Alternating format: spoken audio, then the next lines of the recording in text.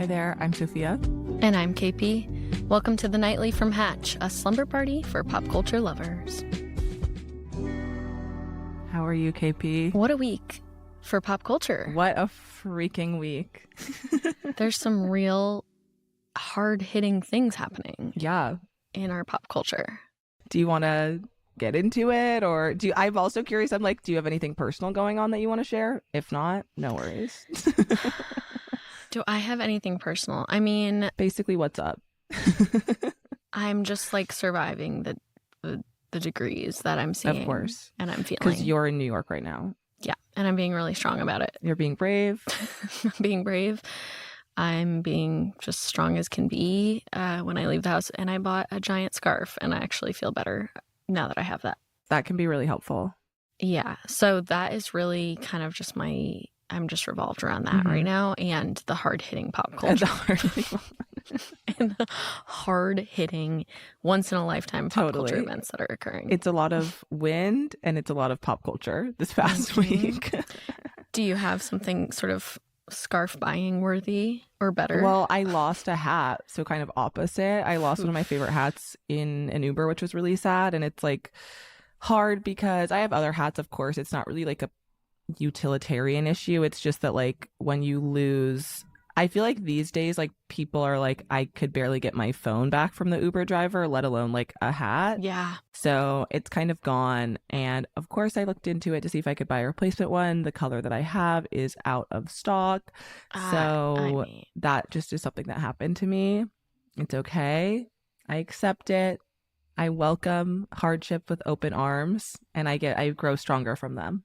It's true. I mean, these days I'm trying to be so intentional about my buying that it does really quite suck when you lose something. It's painful. Yeah. Because you're like, I actually mulled that purchase over for a while. And so it's really quite frustrating that I didn't have more time. But I do go, this is the cost of life. I've lost many a thing where I'm like, I wore it one time and then I'm like, truly couldn't tell you where it went. Yeah. I could not tell you.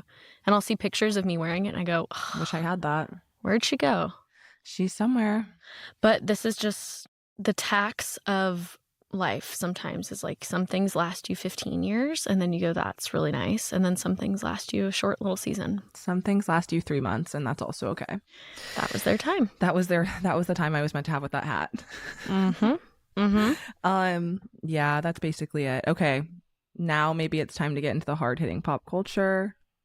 I can't hardly wait. It's so hard hitting, I can hardly wait. Absolutely.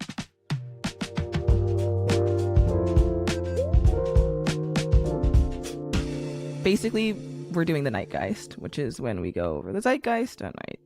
And I'm wondering if you want to share what's been kind of lighting up your feed, what's been blowing up your phone, what's been taking over your time.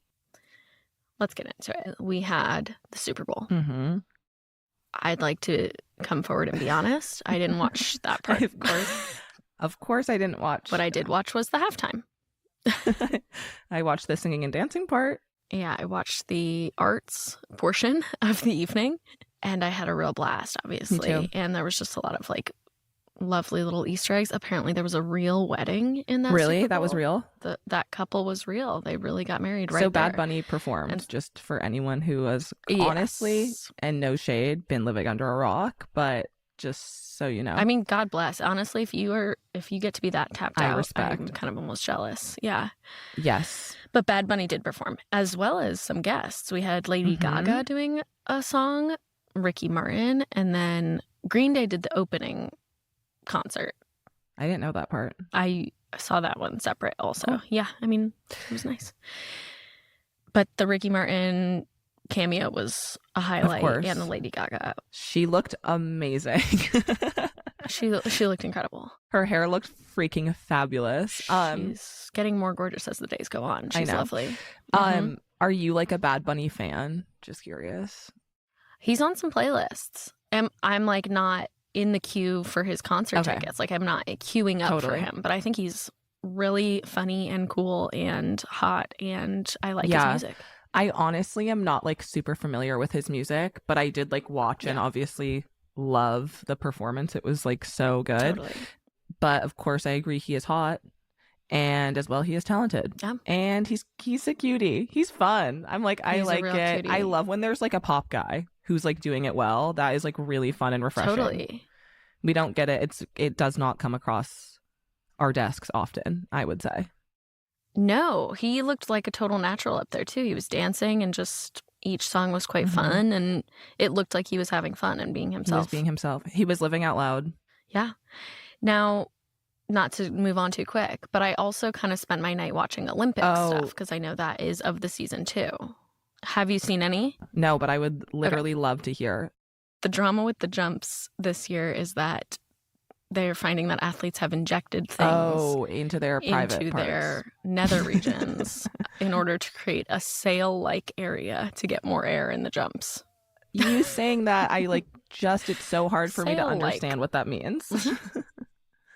I don't think that's for us to know. That one is just, I'm going to leave that to the medical professionals. They're creating a sail out of their nether region. And wait, sorry, what sport is doing that? That is like the jump. So it's like you go all the way downhill really, really fast, and then you get as much air as you possibly can. Right.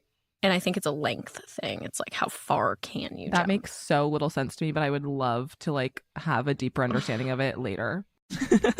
So these are the two events I did watch. I watched luge because I honestly haven't seen luge before. And I was like, what is luge? Can you explain luge to me? So luge is like you push yourself off. You're on a sled. Right. And then you're going down these crazy ice turns. Okay. Just downhill. But it's like you get speeds of 80 miles an hour. So it's like you're laying down. It's just you, a little sled, and then the ice. It's not like going 80 miles per hour is crazy. Yeah. You're fully open-faced. There's no toboggan, top. It's just you and the ice. Wow. And I really started to get into it because the announcers really help, obviously. Yeah. You'll see something that to you looks literally perfect. You're like, whoa, that is a feat of athleticism. And they're like, oh, that is a huge mistake. They are making horrible errors. And you're like, wow. Ooh, that was one of the worst runs. I was like, oh, couldn't have told you what was different. And then they're like, ooh, he lost 1/10 of a second, so he will not be winning. I'm like, 1/10 of it. Luge is quite crazy. Sounds intense. So I watched that, and our USA team didn't do great on that, but it was funny that the announcers were like, and now the happiest team in the world, Team USA, and they're like not doing well, and they're just smiling ear to ear. Every other country is like they lose a half a second, and they're just miserable crying. USA is like, I'm happy to be here. Germany is like fully, we're having a long talk about your performance after this. They're just miserable. And then USA is like, I love it here. So fun. I love luging. Mm-hmm. Okay. So I saw that. That was kind of the highlights, was just they're going really fast, 80 miles an hour. I mean, that's literally insane. It's unbelievable. And I would imagine it's just so dangerous because I think firstly, it's like skate sleds. You could just pop right off. You pop off. I mean. And imagine how effing cold it must be as well. That too. I mean, they're wearing little spandex suits, just that. But that can't protect you from 80-mile wind chill, do you think? Totally. Yeah, I wasn't even thinking the wind. But you have a bunch of adrenaline coursing, I guess. And they are, because I was like, oh, I wonder what body type is best for these things. Because it's like, when you're a horse jockey, it's like you have to be small. When you're this, you have to be this. But luge, I couldn't tell. I mean, they look muscular. Well, yeah, but they're not thin framed. You don't want to be that thin though, because I think part of it is you want a bit of a gravitational pull. Yeah. So Team USA is a 6'3" guy. He's a tall guy. There's some hunks that are doing the luge. Call me luger. Call me. So that was his. I mean, it's an interesting sport. And then I moved over to men's free skate. Okay, fun. Tell me about that. Okay, so we have somebody on our side called the Quad God. Okay. And actually, Kristen talked about him in a previous episode when we had Joe and Jeremiah on from Sleepy Time Sports, which was very fun. So listeners, you can check that out if you missed it. But he's our guy. He's Team USA's I can picture him. He came out. They said he's the Quad God. I'm looking at his quads. Right. That's not what he's named for. Oh. I know. What is he named for? It is that he can do these quadruple jumps back to back to back, and nobody else can. That's misleading. Totally. I mean, his quads are nothing to shake a tail feather at, but using that wrong, I'm sure. Not even a phrase. I love it. Wait, what is the real thing? Nothing to shake. I don't know, but shake your tail feather at is amazing. His quads are nothing to shake your tail feather at, as I've always said. That is really good. So he had like a really wild skate. So that's why I tuned in, is I was hearing that like he really broke some so the announcers went crazy. They were like, no one has ever done what he just did. What did he do? And again, I go, that's my question. I'm looking and I go, it looked like the last thing he just did. I cannot tell the difference. Like everything else I've seen today. He spun. I mean, I'm like, you spin one way and then you spin another, and then it's called something completely different. Okay. And it all looks like a spin to me. Of course. But notably, he did do a backflip. Whoa. And that was an illegal move until 2000 and something. Okay. And then this woman, Surya Bonali, she performed a one-bladed backflip at the one-bladed backflip. One-bladed backflip. One-bladed backflip at the 1998 Winter Olympics, and it was illegal. Okay. And her point for doing that was like, I can do these moves. You're making them illegal so you can like make women's figure skating just like seem dainty, and like you're trying to keep the princesses down, she said. So according to her, they were trying to keep the princesses down. Something like that. And I go, that is sick. And so I think they made it illegal recently. Yeah, apparently I'm hearing word that they made backflips officially legal in 2024. So this is the first cycle, yeah. Yes, this is the first one to legally do it. And I thought it looked cool. He did I'm sure it did. People doing backflips on the ice is so cool. There's like... landing 1 foot. That's insane. Mm-hmm. I obviously, goes without saying, could never. I think we can all agree that's not something we're doing. Yeah. Okay, that's amazing. So he's 21. It was his first Olympics because he's merely 21. Yeah. Wow. And he won the gold. He did win the gold. Yeah. He won the gold. Okay, that's amazing. Well, yeah, we have some ice skating friends. We did have Tara Lipinski and Johnny Weir, who were our commentators in the Olympics, and we know them from their stay at the Traitors Castle in Scotland. Yes, their tenure at the Airbnb in Scotland. Verbo Cummings at the breakfast in bed. Yes. Yeah. They are kind of treating it like that, to be honest, which I do love for them. I know. They're like, it's a besties trip for us. I know. I love when they are finally alone and they're like queening out together for like a split second. It's nice. So funny. I do like them casting like IRL best friends. I'm like, it is actually really it is fun. Were you familiar with them before? Because I really am not like locked into like the Winter Olympics stuff, so I didn't really know them at all, even though I know they're like very famous, obviously. I knew Tara from when I was a kid. I mean, she was kind of the name of the Winter Olympics for a while because she was quite just like a darling. Everybody was really stoked on her. And then Johnny, I found out about maybe last year only because like of commentating for other things, I feel like. Got it. Yeah, but he's just kind of like a fashion head too. He just wears some kind of fun outfits. And we see that on the show. I loved this latest one, this like blue crinkle paper shirt. That was good. That was awesome.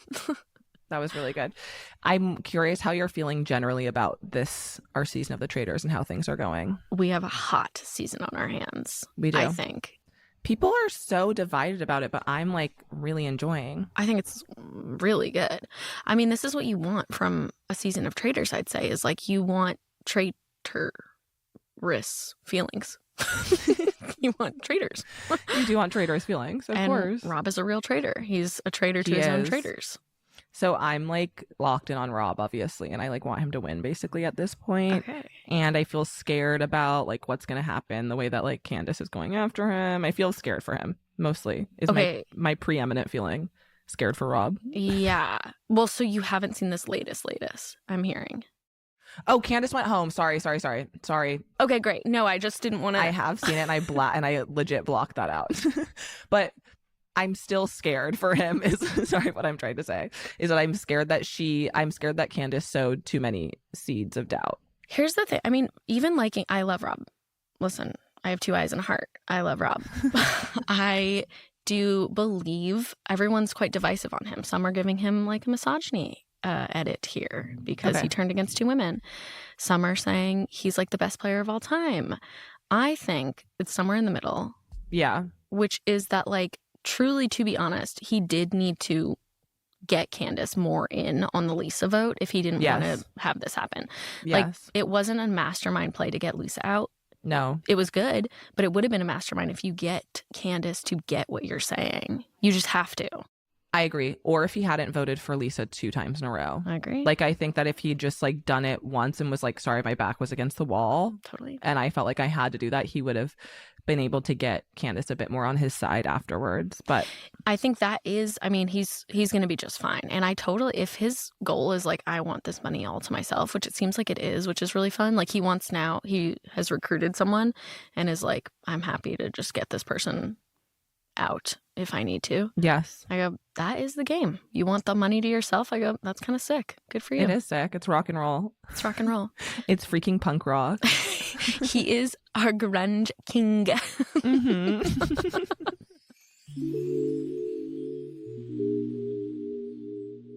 Well, I also was thinking to kind of like tie all of these beautiful themes together in terms of the Super Bowl and Traitors and even the Olympics. Yes. What if we did a bit of like a fantasy cast league?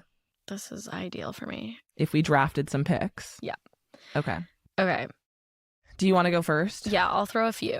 I have a list, but I won't go crazy. What I think we're missing is some religious trauma. Oh, yes, of course. Honest to goodness, I really do just think like Traitors is a game of like, who can you trust? Who can you believe? No, I think that's true. Loyalties. And I do think some religious trauma would be really good for us. So I'm heading over to the Mormon wives on our first. Of course. I just think everybody loves them now anyway. Yeah. I kind of want our main girl, Taylor Paul. I think she's quite funny. She is a star. She's a star. And I'm not locked into like every episode of this show, by the way, but I know enough to know I think she'd be really good. Yeah, she would. And in that same vein, I'm going with like a Duggar. Some of the Duggars are cool now. Okay. So I'm going to go The Duggars are pretty in these days, so. I think there was a documentary recently on them. And so I go, maybe we can get a Duggar in, just in general. Similarly, I'm going Chad Frankie. Right. Who is an influencer now. So it's like in the realm of, he likes the spotlight. And I think he'd be an interesting one to figure out what's going on. I think that has been some of his life. Is he could get to the bottom of it. He has gone to the bottom of other realer mysteries. He could get to the bottom of the Traitors. Yeah. So those are 3 to start. Do you have some? Well, I think that I have some that could really go along hand in hand with this concept, which is that I obviously am dying to see any woman from Salt Lake City Real Housewives on this show. I'm shocked they haven't. I know. I mean, that's one of the best ones. I know. My first pick, which would literally never happen, is of course Mary Cosby. She won't even participate in half of the things on the show at Real Housewives. They would not be able to get her ass on Traitors, but I wish. She's fascinating. I know. I would love to see Lisa Barlow. I know. Oh my God. Would you want these people as traitors or faithfuls? Or like kind of, it's all going to be gold? It's all going to be gold. Yeah, I mean, I agree. Lisa Barlow would be a horrible traitor, but I would love to see it. No, that's the thing is I'm like, I wouldn't be setting them up for success. I would be setting myself up for happiness, of course. But she does speak almost so interestingly that you are like, are you lying? Like it almost might be a double bluff. I know. I think Meredith Marks, I mean, I truly would love to see any of them. Meredith, I think, could be better at being a traitor, certainly, than like Lisa, because she's so kind of like on pills that it's just like a blank slate, to be like perfectly honest. Yeah. Would you get Jen Shaw? Could we get her post-prison? Oh my God. She would be actually really good. She would be crazy. She would be really I mean, good. I am like scared to see Jen Shaw on my TV again, because she is like has such a kind of explosive, I guess just like at the end of the day, anger management issues. Totally. It would be astounding to see her on the show. Yeah. I honestly wonder if she would get voted out. Not that she's like Michael Rappaport, but I could see her getting voted out in a way where they're like, you are simply causing too much chaos and you must go, whether or not you're a traitor. And we're not sad if you were a faithful. That was kind of the gag when Michael Rappaport left and he was a faithful. Everyone was like, yes. Okay. All right. Yeah, I'd love to see any of those ladies, and they all a lot of them have religious trauma, so that could be a beautiful kind of collab. And I do think the Housewives, I mean, people dog on the Housewives for not being game players, but I am like, they are always playing a game of who's lying. Well, that's what I'm saying. I'm like, you guys think that these women aren't going to be like good at this, and the entire kind of like thrust of their show is like emotional like manipulation and like totally like talking behind people's back and like lying. And so Phaedra last season was, I think, one of our best masterful traitors that we've had. I think she was like incredible. Lord, not Ekin-Su. I go, yeah, that was one of the best lines we've had. I loved Lord, Phaedra. not Ekin-Su. I really loved her. Of course.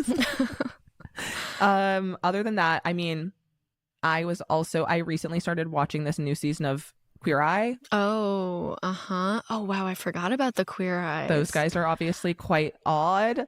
I don't think they would do it, but I do think that Anthony is like the strangest man in America, and that I would love to see him on Traitors. He is very odd.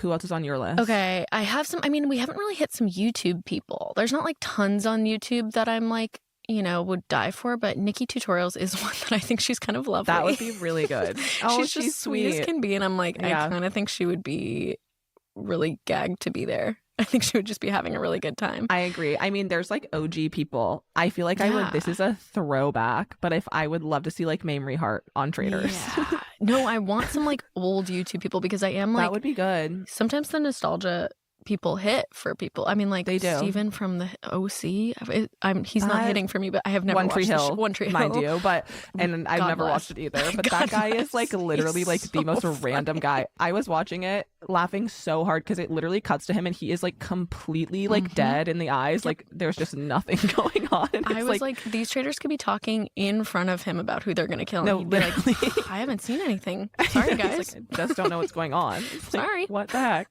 And I like that he keeps referring to himself as like one of the strongest guys. He's like, I don't know, me and the other 3 strongest guys are probably gonna have to carry the team. I'm like, Steven. I know. And being like, it's me, okay. Colton, and Rob. I'm like, so one of them is not like the others, but that's okay. And I do go, listen, I know Johnny's small, but I am like, Johnny is an Olympian. He definitely is like all muscle, like 100% muscle. I would say in a fight, if I'm like, okay, who do I want to get a physical feat of strength here, and I'm betting $1 million, an Olympian or Steven, the 45-year-old from One Tree Hill? I am gonna go with Johnny. I don't know. So I just think he's a real laugh to me. So I want somebody from old YouTube. Yeah, I think that'd be good. And then I do have one, and truly this is going to be for like 2 people in this world that watch the show, but I love the show Dragula. It is like a scary drag competition. My friends love I don't watch it, but my friends love that show. This latest All-Star season, I was introduced to a drag queen called Cynthia Doll, and she is one of the funniest people on television.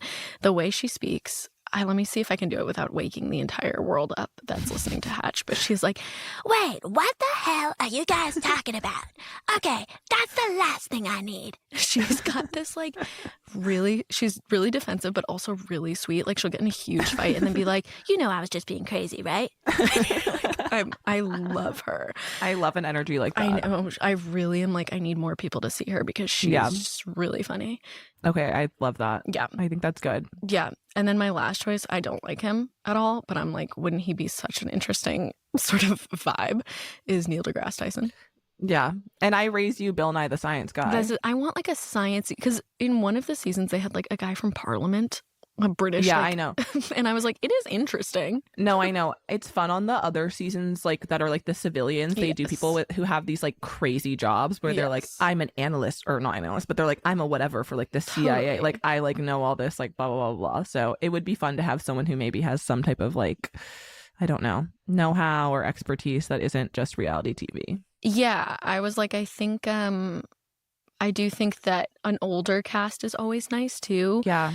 Because you just want to be like, you just don't want them all to be like the 20-year-olds are running away with things. No. So it's nice to have a mix of people in the mix. So I think he's kind of maybe not my guy, but Neil deGrasse would be certainly something like that. He would have thoughts. I think that we've created a beautiful kind of well-rounded cast for the next season of the Traitors, and that people need to reach out to us. And if any of these names come up, just know that it was our doing. And all I would ask in return is I get to be on it. too. Yes, of course. Sophia. That is the simple. Just... That's the simple exchange that we ask. Yeah. Is if you cast any of the people we have recommended, you also must cast us as well. We'll take one slot too. We'll sit on the same chair. We can we'll just work together. A duo team. Exactly. But I think honestly, all of this talk is getting me pretty sleepy. So I think I got to turn in. Yes, I'm ready to fall asleep at the round table. I am going to sleep. Good night, Sophia. Good night, KP.